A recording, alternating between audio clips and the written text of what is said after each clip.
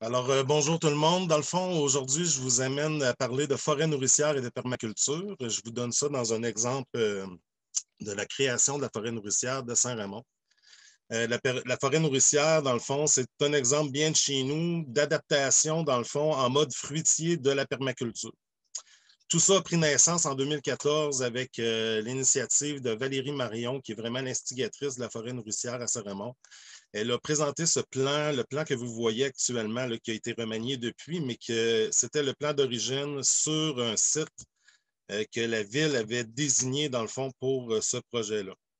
Ça, c'est l'état avec la photo de gauche que vous voyez du site d'origine en 2015 au printemps, qui était totalement en friche, fait que ça rejoint la première présentation qu'on voyait. C'est un site de dépôt de matières secs de tout genre, pierre, béton, asphalte. Fait qu'on a commencé par faire un grand débroussaillage.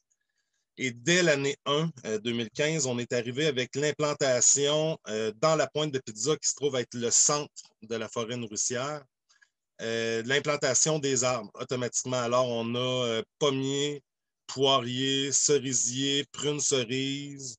Au total, maintenant, on est rendu avec 127 variétés de comestibles différents. Le printemps d'ensuite, avec la collaboration des étudiants de Fierbourg, on a fait leur première sortie terrain pendant 3 ans consécutifs, mais ça, c'était vraiment notre première plantation de fruitiers, non, de vivaces, de toutes sortes. Alors, on a vraiment envahi la même fameuse pointe de pizza avec nos vivaces. Un petit peu plus tard dans l'été et à l'automne, on voit déjà le résultat, dans le fond, après seulement 16 mois d'installation, de ce que peut avoir l'air la forêt nourricière. Vous remarquerez la pergola, là, qui est le fruit d'un de nos nombreux partenariats, qui est l'Arc-en-Ciel. La ville, qui est un autre partenaire, a fait l'entrée d'eau qu'on voit à la photo d'en haut. Ensuite, avec justement l'Arc-en-Ciel et d'autres partenaires, on est venu faire une remise, des tonnelles d'entrée. On a aussi justement des nichoirs. Et vient l'année de tous les projets, là, les années de tous les projets. C'est qu'en 2017, on a présenté une demande au Fonds de soutien en projet structurant de la MRC de Portneuf pour la réalisation dans le fond, de jardins communautaires qui seraient adjacents à notre forêt nourricière.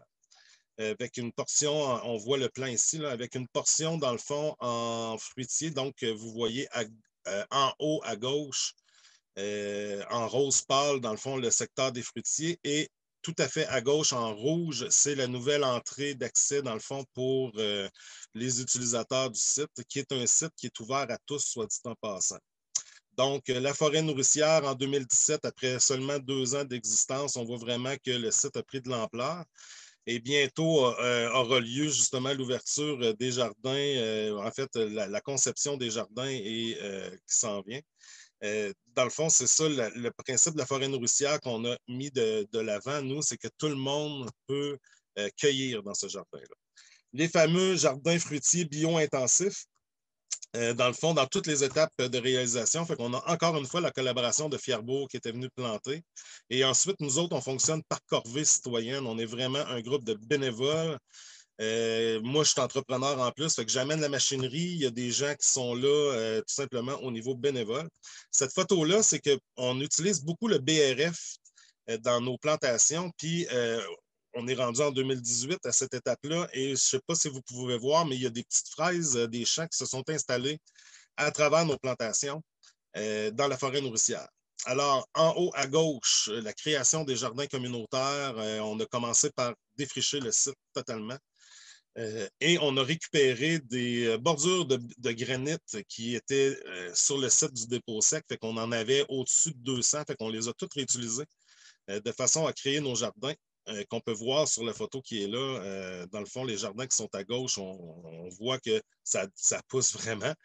Et l'année 2018, qui est notre plus grosse année, là, vraiment, on revalorise réellement le site. On devient vraiment, à partir de ce moment-là, une référence un peu partout. On parle de nous. Alors, le projet comptait l'entrée ouest et l'affichage qu'on voit un petit peu. Là, on a un petit aperçu. On a créé aussi une sculpture verte avec d'autres matériaux qui avaient été abandonnés sur le site. Là. Dans le fond, c'est une sculpture végétale. Les groupes scolaires qui ont commencé, là, on voit mon épouse qui est en train d'arroser les enfants. On a vraiment fait un affichage, on va dire, discret sur le site, mais on ne voulait pas donner de règlement en tant que tel. On est vraiment venu mettre des valeurs et un encadrement, c'est-à-dire de base, on a vraiment mis l'accent aussi sur nos partenaires, la MRC, l'Arc-en-Ciel, etc. L'inauguration officielle qui a eu lieu en septembre, on devait être environ 160 personnes sur le site. Ça a donné que c'était une journée magnifique. Tout était en fleurs et ou en fruits. C'était vraiment une journée parfaite pour ça. Puis j'attire votre attention sur nos abeilles qu'on a depuis le début. 2019 plutôt, on est arrivé avec l'idée de faire une serre bioclimatique. Là, vous voyez ici les principales étapes où ce qu'on en est rendu actuellement. Là, dans le fond, la fondation est faite. La dernière photo en bas à gauche, à droite. C'est ça, la serre qui va se continuer. On marche par corvée pour toutes nos activités. Fait que là, vous voyez à peu près tous les groupes qui ont eu lieu l'été passé. Autant mon équipe que la gang de l'Arc-en-Ciel, que la gang de Cultive ton avenir. Dans le fond, on fonctionne vraiment comme ça. Fait qu'on arrive, on est plusieurs sur le site. Photo aérienne du site actuellement et j'attire votre attention sur nos principaux partenaires, la ville de Saramon, l'Arc-en-Ciel, Portneuf, la MRC et la Caisse des Jardins. Évidemment, des entrepreneurs comme Florescence, comme Yeti, qui est mon entreprise, et des collaborateurs comme Cultive ton avenir, Fierbourg et Geneviève Thibert qui a fait tout notre affichage sur le site.